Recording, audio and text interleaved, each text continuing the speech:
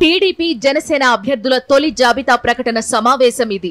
తెలుగుదేశం తరపున 94 మంది అభ్యర్థుల లిస్టును చంద్రబాబు ప్రకటిస్తే జనసేన తరపున 5 అభ్యర్థుల పేర్లను పవన్ కళ్యాణ్ ఇదిగో ఇలా చదివేశారు. ఆ పార్టీకి కేటాయించింది 24 అసెంబ్లీ సీట్లు కాబట్టి మరో 19 నియోజకవర్గాల పేర్లు, అక్కడ పోటీ చేసే అభ్యర్థుల లెక్కను పవన్ తేల్చాల్సి ఉంది. ప్రస్తుతానికైతే జనసేన తరపున 5 లెక్క మాత్రమే తేలింది. ఇదంతా చూస్తుంటే ఏమనిపిస్తోంది? పవన్ కళ్యాణ్ లోని అపరిమితమైన బానిసత్వం, చంద్రబాబులోని నయవంచక యజమాని మనస్తత్వం స్పష్టంగా కనిపించినట్టుగా ఉందనే టాక్ సర్వత్రా వినిపిస్తోంది. ఎందుకిలా పవన్ వ్యవహరిస్తున్నారు అంటే అది ప్యాకేజీ మహిమ అనడంలో ఎంతమాత్రం సందేహం లేదనేవారు లేకపోలేదు. ఇప్పుడే కాదు, గతంలో కూడా అనేక సార్లు పవన్ కళ్యాణ్ చంద్రబాబుకు బానిసగా మారిపోయారు అనడానికి పలు ఉదాహరణలున్నాయి. స్కిల్ స్కామ్ లో చంద్రబాబు అరెస్ట్ అయి జైలుకు వెళ్లినప్పుడు ఆయన్ను పలకరించడానికి వెళ్లిన పవన్ కళ్యాణ్ జైలు నుంచి బయటకు రాగానే అందరూ ఆశ్చర్యపోయేలా జనసేన టీడీపీ మధ్యన పొత్తు ఉంటుందని ప్రకటించారు. టీడీపీ జనసేన బీజేపీల మధ్యన పొత్తు ఉంటుందని, ఈ మహా పొత్తును ఒప్పించడానికి చీవాట్లు తినాల్సి వచ్చిందని ఈ మధ్యనే పవన్ అన్నారు.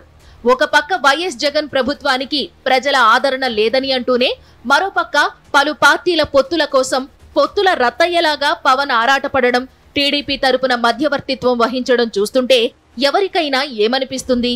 వైఎస్ జగన్ ప్రభుత్వంపై పవన్ చేస్తున్న విమర్శల్లో నిజం ఎంతమాత్రం లేదనే విషయం చాలా సులువుగా అర్థమవుతుందని వైఎస్ఆర్సీపీ నేతలు అంటున్నారు.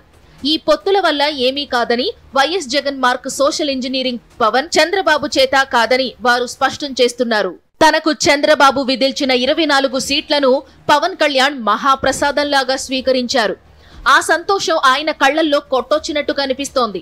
పార్టీ పెట్టి 10 ఏళ్లు దాటిపోయింది, మరీ 24 సీట్లేనా? అందులో కూడా చంద్రబాబు పంపించిన వారినే పవన్ నిలబెడతారనే టాక్ గట్టిగా వినిపిస్తోంది.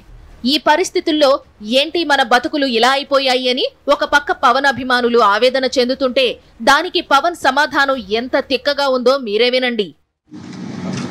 ఇలాంటి సమయంలో నేను చాలా నిర్మాణాత్మకంగా, చాలా బాధ్యతతోటి అన్ని ఆలోచించి, చాలా మంది పెద్దలు 40 స్థానాలు కావాలి, 70 స్థానాలు కావాలంటే ఒకటే చెప్పాను అందరికీ. 2019లో కనీసం నాకు ఒక 10 స్థానాలు ఉండుంటే ఈ రోజు ఎక్కువ స్థానాలు తీసుకొని ఒక మంచి చక్కటి అవకాశం ఉండేది. అది కోల్పోయాం కాబట్టి ఈసారి తక్కువ స్థానాలతోటి 98% స్ట్రైకింగ్ రేట్ ఉండాలి. దాంట్లో భాగంగానే 24 స్థానాలు, 3 పార్లమెంట్లు ఫిక్స్ అయిపోయాం. అలాగే 24 స్థానాలు కనిపిస్తున్నాయి, కానీ జనసేనకి మనం చూడాల్సింది 3 పార్లమెంట్లో ఇంకొక అదనంగా ఇంకొక 18 నుంచి 20 దాకా స్థానాలు అధికంగా యాడ్ అవుతాయి. సో దాదాపు ఒకలా చూస్తే జనసేన అందరూ అనుకున్నట్టుగా ఒక 40 స్థానాల్లో పోటీ చేస్తున్నట్టు లెక్క, 3 పార్లమెంట్తో కలుపుకొని. టీడీపీ జనసేన అభ్యర్థుల ప్రకటనలో మొదటి నుంచి చివరి దాకా చంద్రబాబు డామినేషన్ కొనసాగితే, మొదటి నుంచి చివరి దాకా పవన్ బానిసత్వం కొట్టొచ్చినట్టు కనిపించింది. చంద్రబాబు పల్లకీని మోయాలనే ఆతృత, ఆనందం, ఊడిగం చెయ్యాలనే మనస్తత్వం తప్ప ఆయనకు మరొక ఎజెండా లేనట్టుంది. తనను నమ్ముకున్న కాపుల ఓట్లను చంద్రబాబుకు బదిలీ చెయ్యాలనే ఆలోచన తప్ప మరొకటి పవన్ ప్రకటనల్లో కనిపించడం లేదు. బాబు ఇస్తున్న ప్యాకేజీకి న్యాయం చెయ్యాలనే ప్రణాళిక తప్ప మరొకటి ఆయన మనసులో ఉన్నట్టు లేదు. మరొక పక్క చంద్రబాబు తాను పకడ్బందీగా ప్రణాళిక ప్రకారం తయారు చేసుకున్న జాబితాను కంప్యూటర్ ప్రింటౌట్ రూపంలో ఇలా ప్రదర్శిస్తే, అప్పటికప్పుడు నోట్బుక్ పై రాసుకున్న 5 పేర్లను పవన్ కళ్యాణ్ మీడియాకు ఇలా చూపించారు.